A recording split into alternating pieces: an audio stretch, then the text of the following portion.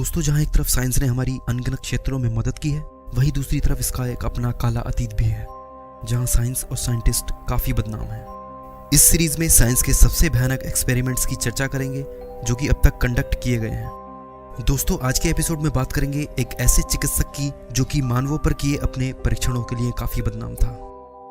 उस पर आरोप था कि वह अमर होने के प्रयास में बीमार और मरे हुए इंसानों पर अजीबोगरीब परीक्षण करता था। नमस्कार दोस्तों, मैं हूं विशाल। स्वागत है आपका मिथ टीवी के एक और एपिसोड में। जोहान कॉनरेड डिपल, जो कि एक जर्मन अल्केमिस्ट, चिकित्सक और धर्मशास्त्री था। सोर्सेज बताती हैं कि डिपल की जिंदगी काफी विवादास्पद और रहस्यमयी थी। उस पर बीमार व्यक्तियों पर गैर कानूनी परीक्षण और विधर्म करने का आरोप लगा था। कहा जाता है कि डिपल बीमार और मरने वाले व्यक्तियों की आत्माओं का ट्रांसफर एक से दूसरे शरीर में करने का प्रयास करता था।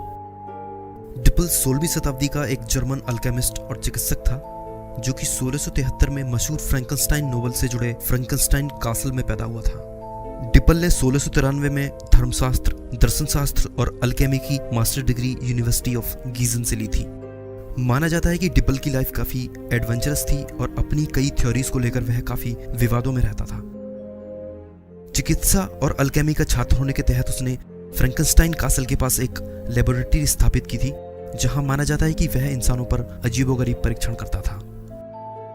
हालांकि इस बात का कोई प्रमाण नहीं है, पर कहा जाता है कि उसका एक इगोर नाम का असिस्टेंट भी उस प्रयोगशाला में था, जो कि कमर से कुबड़ा था। डिपल अपना काफी समय उस प्रयोगशाला में अल्केमी यानी कीमिया के प्रयोग करते हुए बिताता था।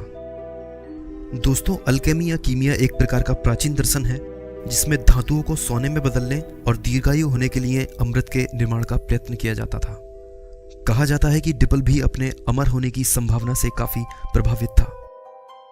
डिपल के बारे में काफी अफवाहें भी थीं, जैसे वह जानवरों और मृत इंसानों के अवशेष का इस्तेमाल अपने असफल परीक्षण में करता था, जिसमें वह मृत शरीर में जान डालने की कोशिश करता था। माना जाता है कि उसके परीक्षण बहुत ही अजीबोगरीब थे, जिसमें वह बीमार व्यक्तियों की आत्माओं को फनल के जरिए एक से दूसरे शरीर में भेजने का असफल प्रयास करता था।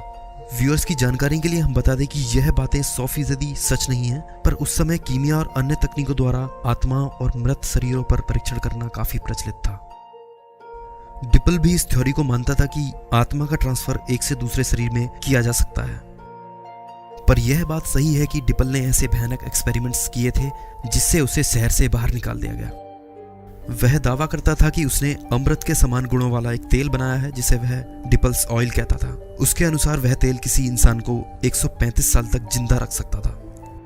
यह एक प्रकार का काले रंग का चिपचिपा तेल था जो कि काफी हद तक टार के समान दिखता था, जिससे बहुत ही अजीब गंध आती थी। माना जाता है कि उसने उस ऑयल को बनाने के लिए जानवरों की हड्डियां और जानवरों के अंगों का इस्तेमाल किया था।